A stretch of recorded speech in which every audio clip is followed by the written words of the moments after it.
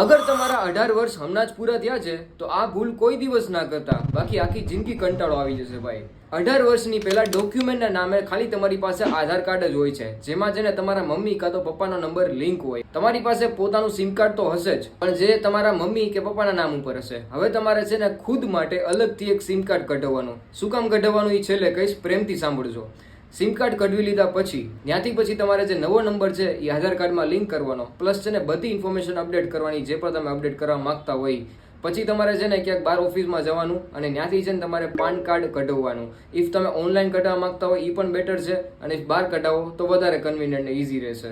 અઠવાડિયાથી 10 દિવસમાં તમારી પાસે પાન કાર્ડ અને આધાર કાર્ડ બંને વસ્તુ આવી જશે. હવે પછી તમારે છે ને બેંકમાં જવાનું. મારું માનો ને તો બેંક ઓફ બરોડામાં ના જતા, ઘણીવાર છે ને રાતના સર્વર ડાઉન થઈ જાય છે, એટલે પછી પેમેન્ટ છે ને મારે કરવું પડ્યું છે મારા દોસ્તાનું. એટલે બેંક ઓફ બરોડામાં ના જતા હું પ્રિફર કરું છું SBI કે HDFC. હવે બેંકમાં જઈને છે ને પોતાનું બેંક એકાઉન્ટ ખોલો, અને પાન કાર્ડની જરૂર પડશે ક્યારે? ડેબિટ કાર્ડ કઢાવવા માટે, ATM કાર્ડ કઢાવવા માટે. હવે ડેબિટ કાર્ડ છે ને તમારી પાસે વિધિન છે ને 1 વીક થી 10 દિવસ સુધીમાં આવી જશે. આખી પ્રોસેસ કરતા 20 દિવસ જેવું તો આરામથી થઈ જ જશે. હવે નેક્સ્ટ વાત વધી કઈ તો કે સિમ કાર્ડ શું કામ પોતાનું અલગથી કઢાવવાનું. મારા પર્સનલ એક્સપિરિયન્સ થી કહું ને, તમે ગમે એટલા ધુરંધર હોય પણ તમારી સાથે સાયબર ફ્રોડ થતા છે ને જરાય વાર ના લાગે. એટલે છે ને પોતાનું સિમ કાર્ડ જે હોય ને, જે તમારા ડોક્યુમેન્ટમાં હોય અને ઓનલાઈન પેમેન્ટમાં હોય, એ છે ને ઓલવેઝ અલગ રાખવાનું. અને જે નંબર કોઈને ના ખબર હોય ઈ, અને પોતાનો જે નંબર છે જે ફેમિલીમાં અને બાકી બીજા ફ્રેન્ડ સાથે તમે શેર કરેલો છે એ નંબર અલગ હોવો જોઈએ.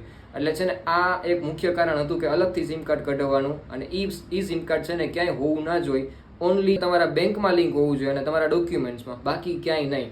રહી વાત બીજી કે વોટર ID કાર્ડ અને લાયસન્સ, એમાં કે એટલું બધું હોતું નથી, પછી નિરાતે કઢાવો તો પણ ચાલે. પણ આ એક સિક્વન્સ જે છે એ સિક્વન્સમાં જ આ રીતે કઢાવજો. બાકી ઘણા લોકો આ એક ભૂલ કરે છે સ્ટાર્ટિંગમાં કે આ વસ્તુ અપડેટ નથી કરાવતા, અને ઘરે પછી પપ્પાને ફોન કરે છે કેમ કે એના પપ્પાનો નંબર આધાર કાર્ડમાં લિંક હોય. પપ્પા OTP આપો તો. એટલે આ ભૂલ ના કરતા. હવે છે ને તમે 18 વર્ષના થઈ ગયા હોય તો છે ને આ વિડીયોને સેવ કરી લો ને તમને કામ લાગશે. અને ઇફ તમારા કોઈ ફ્રેન્ડને આ વિડીયોની જરૂર હોય તો એને શેર કરી દો. ચાલો આવજો.